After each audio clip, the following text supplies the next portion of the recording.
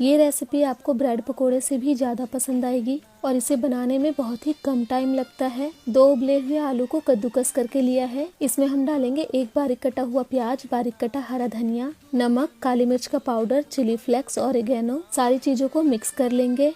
एक कटोरी में लेंगे आधा कप मैदा, पानी, चिली फ्लेक्स, नमक, हरा धनिया। सारी चीजों को मिक्स करके इसकी स्लरी तैयार कर लेंगे। ब्रेड की साइड्स को कट करके हटा देंगे। ब्रेड के ऊपर टोमेटो केचप लगाएंगे। इसके ऊपर आलू की स्टफिंग लगाकर पूरे में फैला देंगे। इसके बीच में प्रोसेस चीज का क्यूब रखेंगे। इसे फोल्ड कर देंगे। इसे हम स्लरी में डिप करेंगे और हॉट ऑयल में छोड़ देंगे।